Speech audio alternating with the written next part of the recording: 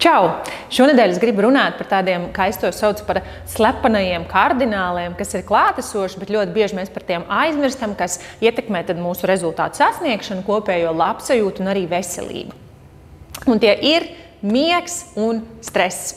Ja varētu likties, jā, saprotu, ka man ir jāiet uz sporta zāli, man ir jāskatās, ko es ēdu, jāiet ārā pastaigāties un tā tālāk. Tomēr ļoti bieži arī manā praksē es novēroju to, ka tas rezultāts netiek sasniegts un tiek meklēts visur apkārt, kur tas kas notiek. Iespējams, tas ir kaut kas asins analīzēs, iespējams, kaut kas hormonos vai kaut kas citādāk, kas tad ir tas vaininieks. Tomēr ļoti bieži tas ir pavisam tāda salīdzinoši it kā vienkārša atbilde, kas ir miegs un stress. Tā ir vienkārša, tomēr, lai mēs to salabotu, ja vērstu par labu, ir ļoti apzināti tam jāpieiet. Ļoti apzinātiem praktiskiem soļiem, kuri mums ir jāpielieto, lai mēs tad varētu veikt šos ikdienas uzlabojumus.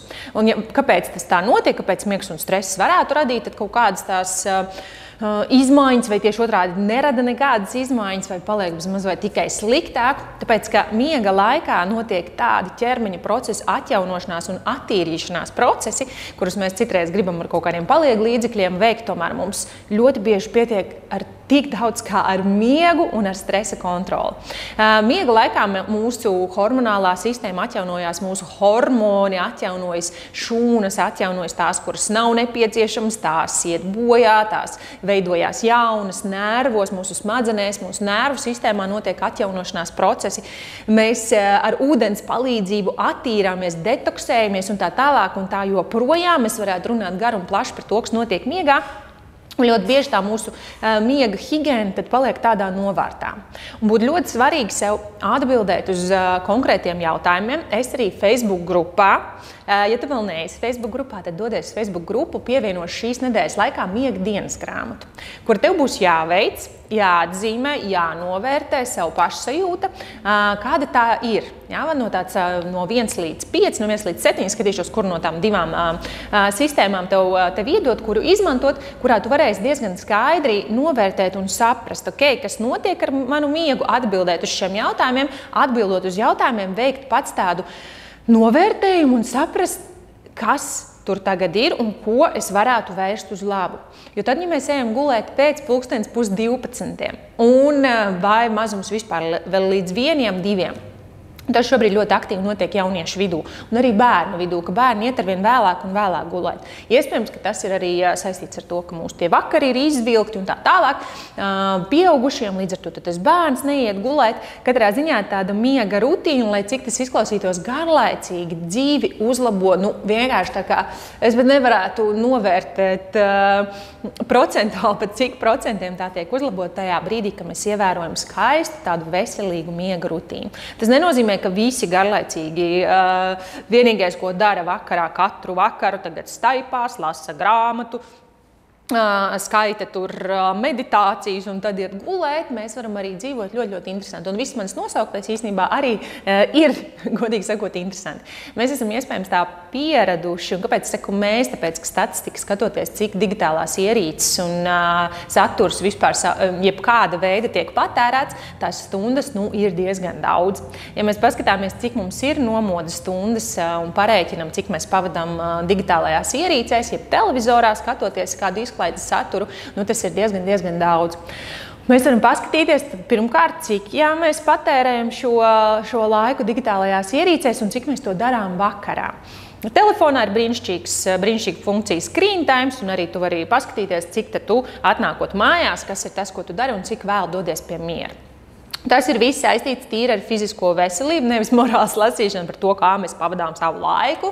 Arī es laiku pa laikam paskatos kādu saturu, kas ir televīzijā, ne televīzijā, ierakstos, teiksim, Netflixā vai YouTube'ā vai šāda veida platformās.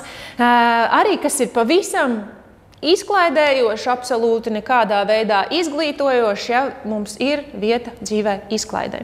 Tomēr, ja tā izklaide paņem daudz vairāk laika kā jebkas cits, piemēram, 3 stundas dienā skatoties video saturu izklaidējoši, vai īstenībā jebkādu arī scrollējot telefonu TikTokā, ja mēs to pareiķinām ar nedēļu un ja mēs to pareiķinām ar gadu, tad 45 dienas gadā mēs pavadām vienkārši izklaides video saturā.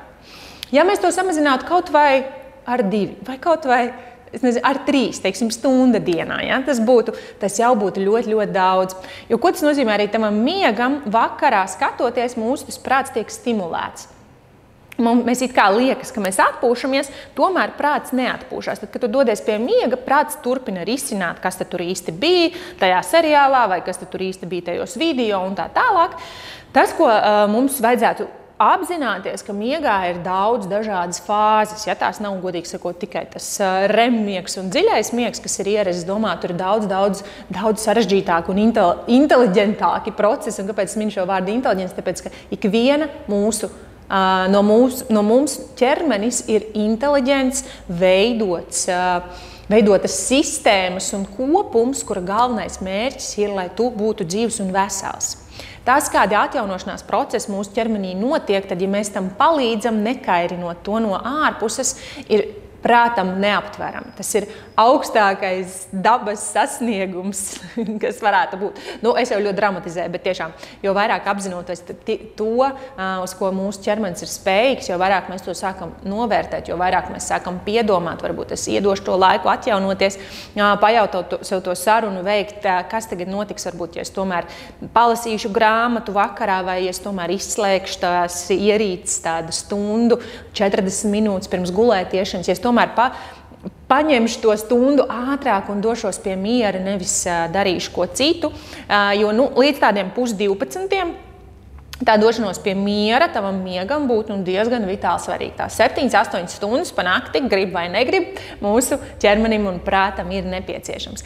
Tad tas ir viens kardināls, kam tiešām pievērst uzmanību, seko līdzi Facebook grupā. Es ielikšu miega dienas grāmatu, un mēs varētu uzlikt kā tādu foršu mērķi šajā pavasarī, jo bieži mēs cīnāmies arī ar pavasara nogurumu, liekas, kur ņemt enerģiju, mums ir jāapskatās, kur tā enerģija pazuda. Pirms mēs viņu gribam kaut kā uzņemt, papildus mums jāsaprot, kur tā pazuda. Un ļoti bieži tā pazūd tieši miega trūkuma, jeb kvalitatīvas miega rutīnas ietekmē. Jaunās mammas, jaunie tēti varētu teikt, forši, jā, ko man darīt, man jāceļās, tā tas ir, tāda ir tā dzīves, tas gada laiks, dzīves tā sezona, kurā iespējams tas ir. Noteikti mans novēlējums būtu skatīties pēc iespējas ātrāk, kā palīdzēt ģimenei, un es to runāju ne tikai pēc profesionālās pieredzes, arī pēc privātās pieredzes, kā palīdzēt ģimenei pēc iespējas ātrāk iemācīties gulēšanu, iešanu gulēt atbilstošā laikā ar miega rutīnām, celšanos no rīta un gulēšanu naktī. Tajā brīdī, kad tam tā kārtīgi to paņem pie grožiem un izmaina un palīdz arī bērnam gulēt pa nakti, necelties un arī doties pie miera laicīgi, tad arī tam pieaugušiem dzīve pavisam izmainās. Vēlreiz saku, es to runāju pēc pieredzes. Tas nav tā, ka gudri runāt, ja baigi viegli. Tas nav viegli noteikti, bet tas ir obligāti nepieciešams vienā brīdī saprast un sākt atskārst, kurā brīdī ir jau par ilgu, ka mēs ģimenē neguļam pilnvērtīgi. Ja? Tas noteikti ir mans novēlējums, un tas ir izdarāms. Iespējams, ir nepieciešama kāda palīdzība, kāda informācija vai kāda konsultācija, kas šobrīd ir tik arī daudz un pieejams, jo miegs nav nekas saldāks par miegu. Mūsu tie atjaunošanās procesi ir absolūti nepieciešami. Pieaugušam šīs 7-8 stundas, un bērnam tas pat aiziet arī tā kā vairāk. 10, 11, 12 stundas piesakojot tam līdzi, arī tā ļoti forši sanāk plānot, jo bērns aiziet, teiksim, 11. gulēt vai 10. gulēt, pat arī 9. gulēt, jau bērnam līdz tādiem, 8, 9 gadu vecumam, 9 varbūt gados, jo tie 9, tur nepateikšu precīzi, cik stundas ir uz 9 gadiem jāiet gulēt, bet tas, ka tādas 11 stundas, 10 stundas līdz 6, 7 gadiem, pa nakti ir nepieciešams. Pēc tam, ja bērns ir fiziski aktīvs, kādam tam vajadzētu būt, tad tas miegs ir absolūti augstākā nepieciešamība. Lūk, visus iespējamos īpašības vārdus es izmantoju, lai uzsvērtu miega nozīmību mūsu ikdienā. Tagad mums tikai nepieciešams tam pieķerties un saprast, cikos es eju gulēt, kā es pamostos, vai man ir enerģija, vai man nav enerģija, ko es daru pirms miega, cik īstenībā ilgi pirms miega man pašam ir komfortabli ēst, Mums tādu stundu pirms miega, pēc teorijas līdz pat 2 būtu forši, ka mēs neēstu.